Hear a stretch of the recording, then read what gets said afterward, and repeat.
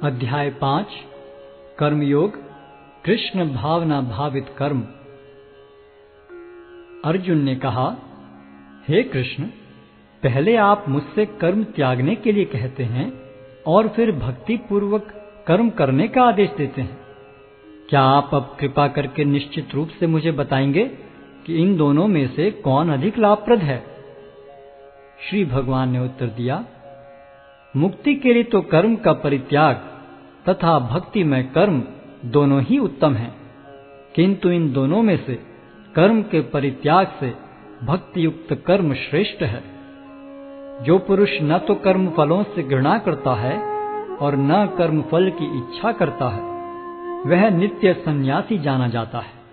हे महाबाहु अर्जुन, ऐसा मनुष्य समस्त द्वंद्वों से रहित होकर बहुबंधन को पार कर पूर्णतया मुक्त हो जाता है। अज्ञानी ही भक्ति को भौतिक जगत के विश्लेषणात्मक अध्ययन से भिन्न कहते हैं।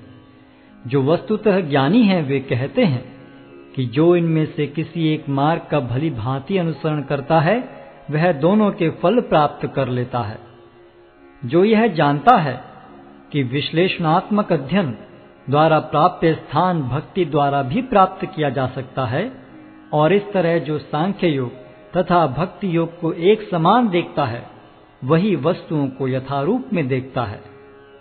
भक्ति में लगे बिना केवल समस्त कर्मों का परित्याग करने से कोई सुखी नहीं बन सकता, परंतु भक्ति में लगा हुआ विचारवान व्यक्ति शीघ्र ही परमेश्वर को प्राप्त कर लेता है। जो भक्ति भाव से कर्म करता है, जो विशुद्ध आत्मा है और अपने मन तथा इंद्रियों को वश में रखता है, वह सबों को प्रिय होता है और सभी लोग उसे प्रिय होते हैं। ऐसा व्यक्ति कर्म करता हुआ भी कभी नहीं बंधता। दिव्य भावनामृत युक्त पुरुष देखते, सुनते, स्पर्श करते, सूंघते, खाते, चलते फिरते, सोते तथा श्वास लेते हुए भी अपने अंतर में सदैव यही जानता रहता है कि वास्तव में वह कुछ भी नहीं करता। बोलते, त्यागते, ग्रहण करते या आंखें खोलते बंद करते हुए भी वह यह जानता रहता है कि भौतिक इंद्रियां अपने अपने विषयों में प्रवृत्त हैं और वह इन सब से पृथक है। जो व्यक्ति कर्म फलों को परमेश्वर को समर्पित करके आसक्ति रहित होकर अपना कर्म करता है, वह पाप कर्मों से उसी प्रकार अप्रभावित रहता है जिस प्रकार कमल पत्र जल से अस्पृश रहता है। योगी जन आसक्ति रहित होकर शरीर, मन, बुद्धि तथा इंद्रियों के द्वारा भी केवल शुद्धि के लिए कर्म करते हैं। निश्चल भक्त शुद्ध शांति प्राप्त करता है, क्योंकि वह समस्त कर्मफल मुझे अर्पित कर देता है। किंतु जो व्यक्ति भगवान से युक्त नहीं है और जो अपने श्रम का फल कामी है, वह बंध जाता है।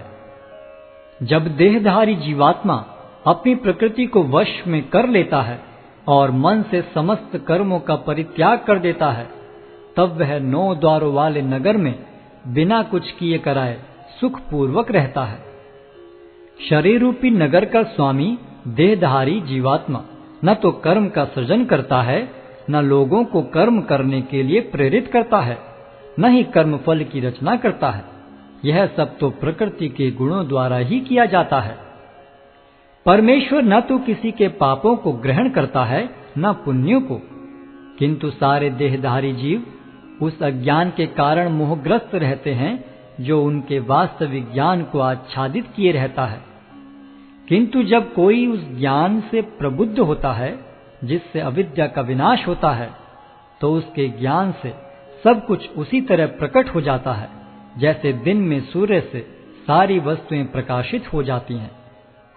जब मनुष्य की बुद्धि, मन, श्रद्धा तथा शरण सब कुछ भगवान में स्थिर हो जाते हैं, तभी वह पूर्ण ज्ञान द्वारा समस्त कलमश से शुद्ध होता है और मुक्ति के पथ पर अग्रसर होता है।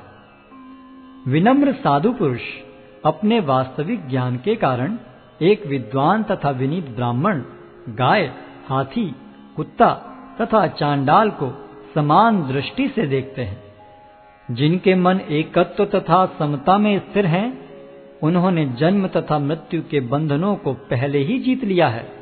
वे ब्रह्म के समान निर्दोष हैं और सदा ब्रह्म में ही स्थित रहते हैं।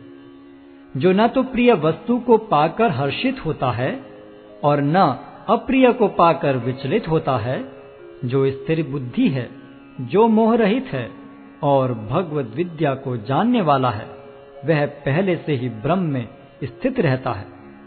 ऐसा मुक्त पुरुष भौतिक इंद्रिय सुख की ओर आकृष्ट नहीं होता, अपितु सदैव समाधि में रहकर अपने अंतर में आनंद का अनुभव करता है। इस प्रकार स्वरूप सिद्ध व्यक्ति पर ब्रह्म में एकाग्र चित्त होने के कारण असीम सुख भोगता है। बुद्धिमान मनुष्य दुख के कारणों में भाग नहीं लेता, जो कि भौतिक इंद्रियों के संसर्ग से उत्पन्न होते हैं। हे कुंती पुत्र, ऐसे भोगों का आदि तथा अंत होता है, अतः चतुर व्यक्ति उनमें आनंद नहीं लेता। यदि इस शरीर को त्यागने के पूर्व कोई मनुष्य इंद्रियों के वेगों को सहन करने तथा इच्छा एवं क्रोध के वेग को रोकने में समर्थ होता है, तो वह इस संसार में सुखी रह सकता है। जो अंतःकरण में सुख का अनुभव करता है, जो कर्मठ है और अंतःकरण में ही रमण करता है तथा जिसका लक्ष्य अंतर्मुखी होता है, वह सचमुच पूर्ण योगी है। वह पर ब्रह्म में मुक्ति पाता है और अंततोगत्वा ब्रह्म को प्राप्त होता है। जो लोग संशय से उत्पन्न होने वाले द्वैत से परे हैं, जिनके मन आत्म साक्षात्कार में रत हैं, जो समस्त जीवों के कल्याण कार्य करने में सदैव व्यस्त रहते हैं और जो समस्त पापों से रहित हैं, वे ब्रह्म निर्वाण को प्राप्त होते हैं।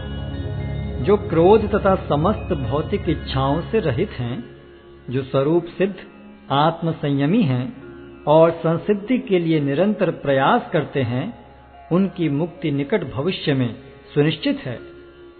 समस्त इंद्रिय विषयों को बाहर करके, दृष्टि को भौहों के मध्य में केंद्रित करके, प्राण तथा पान वायु को नथुनों के भीतर रोककर और इस तरह मन, इंद्रियों तथा बुद्धि को वश में करके जो मोक्ष को लक्ष्य बनाता है, वह योगी इच्छा, भय तथा क्रोध से रहित हो जाता है।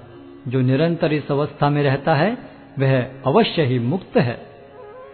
मुझे समस्त यज्ञों तथा तपस्याओं का परम भोक्ता, समस्त लोकों तथा देवताओं का परमेश्वर एवं समस्त जीवों का उपकारी एवं हितैषी जानकर मेरे भावनामृत से पूर्ण पुरुष भौतिक दुखों से शांति लाभ करता है।